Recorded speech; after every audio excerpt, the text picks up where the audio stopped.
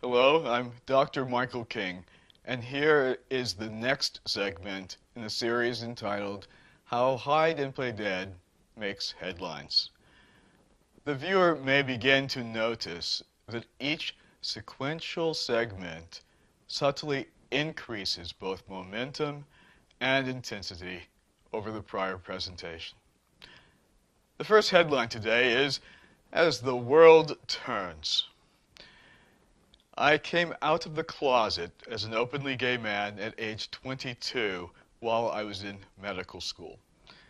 Although my experimentation with bisexuality combined with my internalized homophobia had kept me swinging on the closet door starting 5 years earlier. There are many relationship memoirs in Hide and Play Dead, and all are quite stunning, wrenching, and revealing.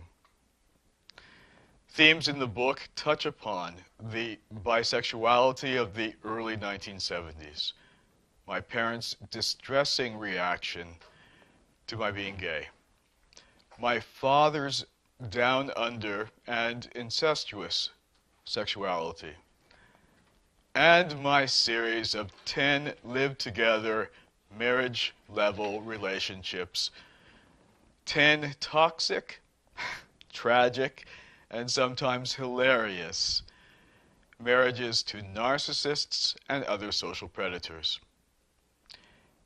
Each of the 10 marriages carries a message from the belly of the horse, and each will strongly impact the reader of any sexual orientation.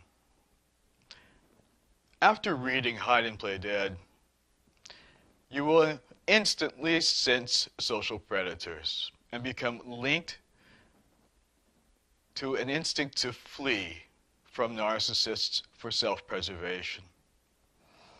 You will intuitively know how to get off of their radar, and any attraction to the false self-confident facade of a narcissist will be a trigger for you to get out of the way. Next headline, The Deadly Case of Toxic Children. My last relationship out of 10 in the book broaches the issue of parental abuse. This is the opposite of child abuse. This is where grown offspring deliberately torment their parents nearly to death, as only the unspeakable horror of coping with bona fide schizoid psychopaths can suggest. My domestic partner was a renowned criminologist who had been a top researcher and administrator for the California Youth Authority for 25 years. He knew everything possible about juvenile delinquency. Paradoxically, his only offspring, 2 identical twin sons, turned out to be schizoid psychopaths starting at age 6 or 7. They were given every luxury, opportunity, experience, the best psychiatric care, and private schooling in costly foreign schools to avert juvenile hall in the States. They were given all the money that they demanded for drugs and narcotics to transport, to deal, and overdose on, for fine clothes to wear once and then throw away in sacks in the garage with raw meat to attract rats. Money for wasted food, thousands of dollars per month or per week that were rushed to them from the grocery store by their daddy, plus expensive dining out. They were given luxurious new sports cars when their father kept a used, old, dilapidated car for himself.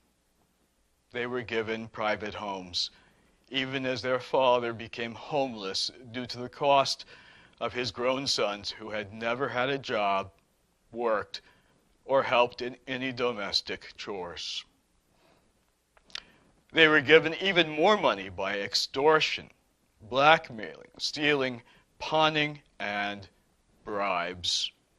Bribes to momentarily stop their wanton destruction of parental property, or for a brief respite from constant screaming, insults, and threats, or to curb the rampages that gutted their parents' homes, or to be granted a temporary reprieve from premeditated execution and death threats issued to both the parents and anybody close to them.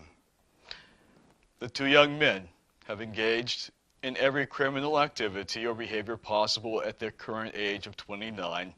But for me, the worst crime is how they literally are killing their own parents, one of which I still love. Next headline: when you own the view.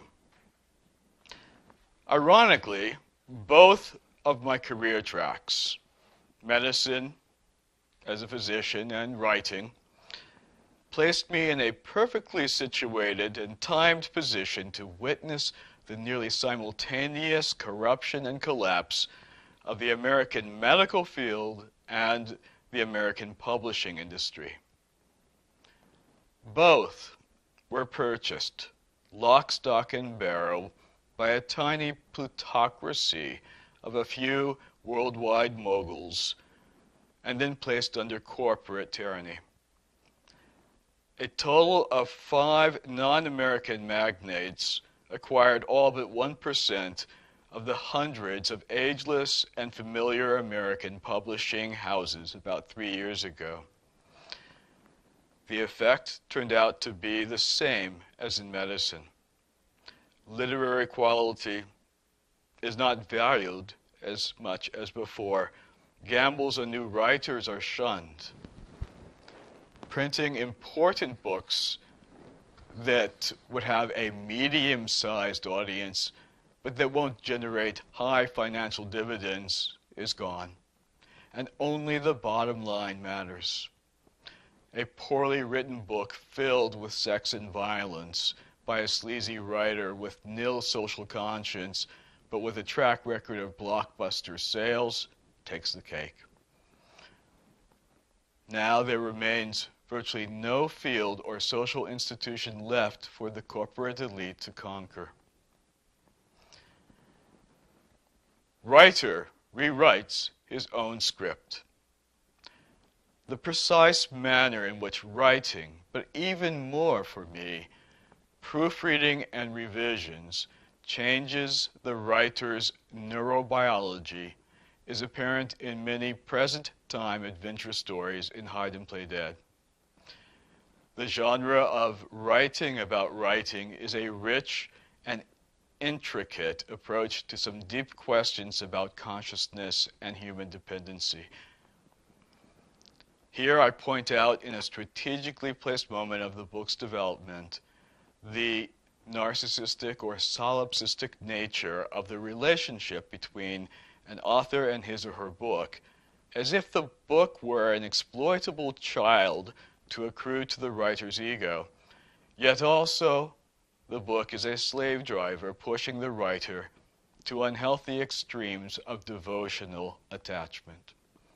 Thank you.